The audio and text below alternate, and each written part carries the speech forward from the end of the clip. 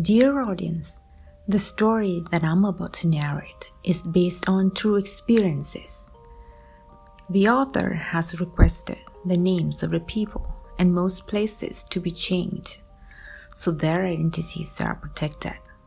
But I have heard their story, which is the first of many tales to come, many times, and it has always given my inside a horrible twist.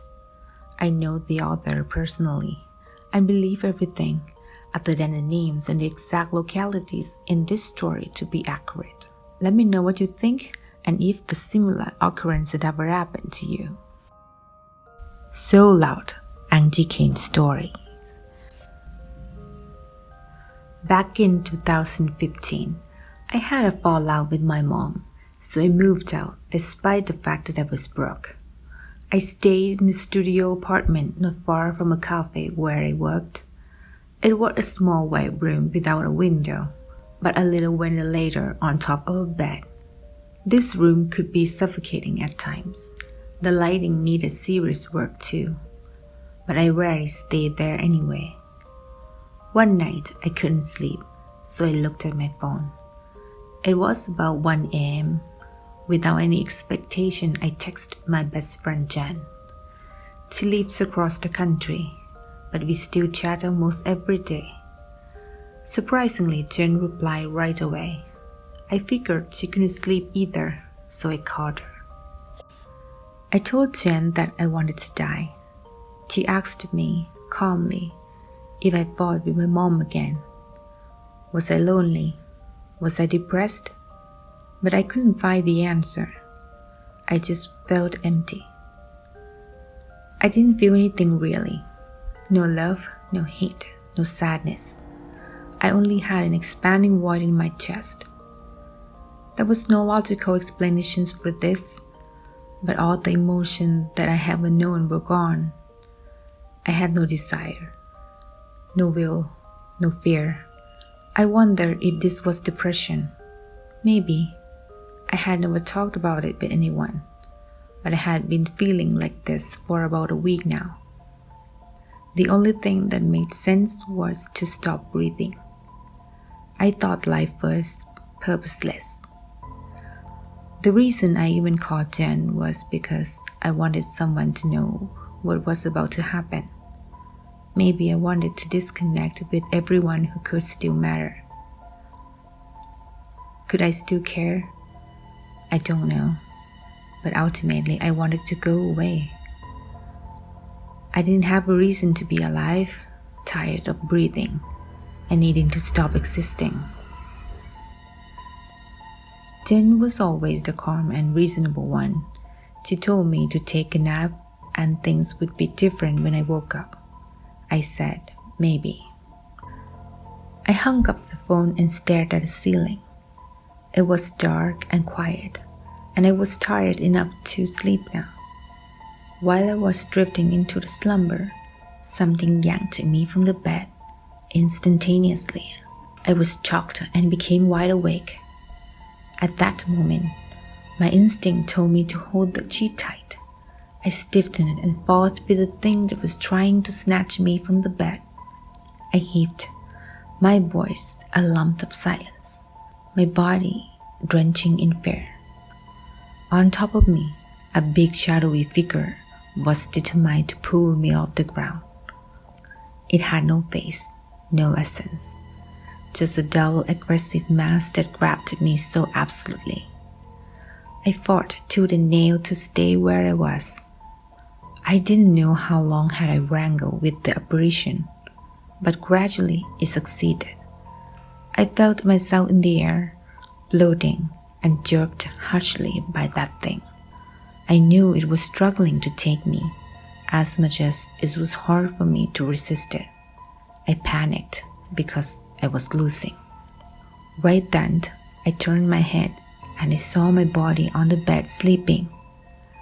Then I gasped and somehow snapped back to the bed, sweating, tensed, exhausted. I couldn't be sure whether I had been dreaming or had I experienced something, but I had never been so terrified in my entire life. I was scared to close my eyes or even to open them, thinking the same thing might happen again. So I slept on my side and held the bed tight. I shivered, afraid and mortified. But then I realized that I felt something. To be honest, I didn't think of dying at that point.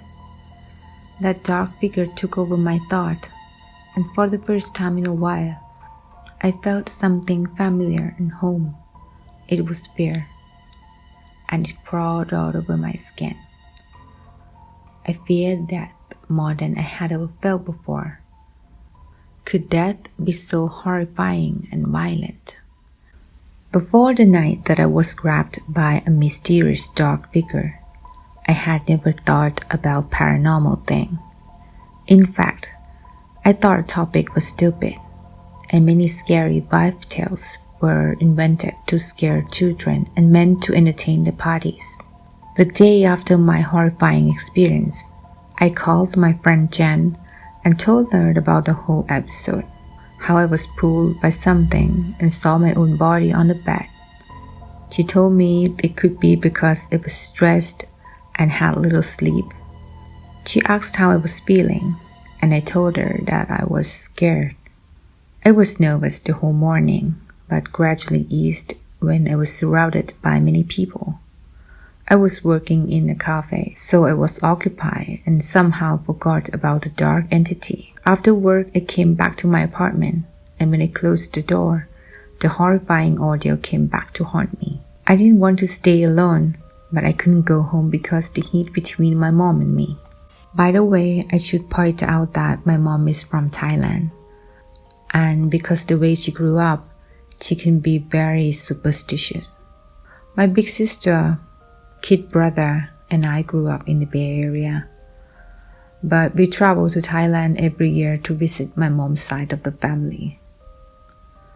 My mom is very old-fashioned and strict, and these were some of the things that contributed to our disagreement. To be honest, I did think of her a lot today, but because of our issue, I'd rather figure everything out myself. I called some friends in the area and went out. Unfortunately, nobody was available, so I roamed around until it was late. I hoped that I would be exhausted enough to fall asleep without having to be worried about that thing. I got to my apartment around 1 a.m. and crouched on bed with my back against the wall. I still slept on my side and grabbed the bed tight in case anything happened. I was really tired and afraid at the same time, which really frustrated my body. Slowly, I was drifting in and out of sleep, and then I saw the air darken in the middle of the room. My heart began to race, because I knew so well what it might have been. I blinked rapidly as the apparition sharpened it. Little by little, it took form, big, dark, and intimidating. And for some reason, this time I knew that it was a male because of how masculine the thing was. It didn't touch me, but stood firm and solid about 3 feet from me. And like before, it had no face, no detail, just a dark, scary thing. I froze in fear, my heart already sprinting out of control. I dug my nails into my palm to see if I was still awake, and I was. I couldn't scream or move, not that I was unable to, but because I chose not to. If I moved, the dark figure might react. I was afraid that it would jump me and try to snatch my soul again. So I stared at it and remained still as much as I could, hoping that it would pass and fearing that I would have a heart attack at the very same moment.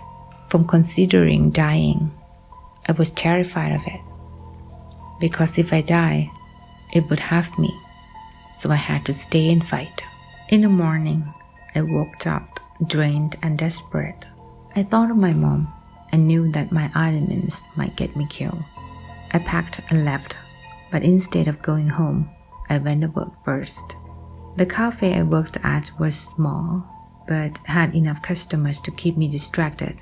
I didn't tell anyone about what happened last night, but I anticipated going home to see my mom, and for once, I might listen to the superstitious advice she had to give. In the afternoon, when the cafe had gone quiet, my friend Ned, who was working in a restaurant next door, showed up and asked me where Jen was. We were friends from high school, but Jen had moved to Florida. I told Nate that Jen was probably at school, and I had talked to her yesterday. Nate said it was weird because he saw Jen a moment ago behind the counter with me. I was known for having OCD, and I was very particular about my station. Jen was the only one who was allowed to mess with it. So if someone was behind the counter with me, it had to be Jen. I confirmed that I was alone the whole time, and then he looked at me vaguely. We passively concluded that he might have mistaken. I didn't think much about it until I was wrapping up my shift and a little kid who was with her mom screamed out of nowhere. She couldn't stop yelling and said that the movement was scary. She pointed at the space next to me, which basically had a menu board and some arts behind it. Her mom was quite embarrassed, and they left right away. After that, there was no other customer. Just me and two of my co-workers who were really spooked by the whole thing. In that moment, I realized that there was something really off here. I didn't see anything or felt anything around me, but Nate and that little girl seemed to suggest that there was someone with me. Strangely, they both saw a woman, but the thing that had been bothering me was definitely a male. I was so scared now, and I had a lot of questions. So when I was off my shift, I went straight home. That night was the beginning where my life took a dark turn. I didn't believe in supernatural before, but many strange episodes happened to me since the dark figure first appeared. I had discovered my unorthodox past, which I hope to share with you soon. By the way, life is precious, and I learned this in the terrifying way. Please be grateful for your friends and people who care about you. Take care and stay safe. Love you, Angie.